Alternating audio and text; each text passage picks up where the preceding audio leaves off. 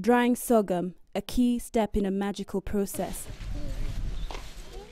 Brewing beer has been good to 45-year-old Anna Marie. She supports her 4 children with the money, and she's built her own home here in Bugesera in eastern Rwanda. Now she's paying for home improvements. Most homes here are made of mud and have dirt floors. It's cheap and easy, but it comes with its own challenges. I used to have a dirt floor, and when you sweep, it gets so dusty. The children used to get bad coughs and even jiggers on their feet because of the dirt. The dirt also can harbor bacteria that can cause stomach upsets, potentially deadly in young children.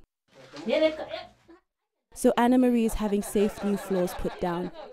The floor you see here is made of sand and gravel, materials that are readily available and inexpensive, and around 70% cheaper than cement.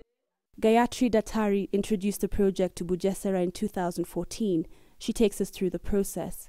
So we start by leveling out the floor. So often when we arrive, we find that the rooms are at different levels, and so in order to make sure that the water will flow out perfectly when people wash it once it's complete, we start right there by leveling out the floor. After that, we will do compaction of that entire layer of dirt that's now mostly level, and just to make that part kind of tamped down and solid.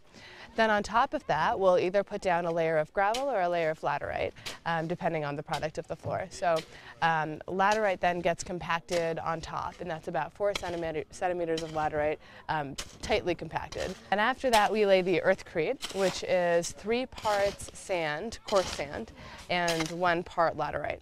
So that gets mixed with water and then casted onto the floor, which is another thick layer.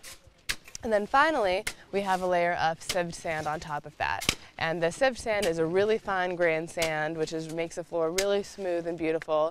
We trowel and float that on top of the earthcrete and wait for that to dry. And then finally, last but not least, is the varnish, which is a painted layer of oil, which then turns to that plastic-like resin when it dries.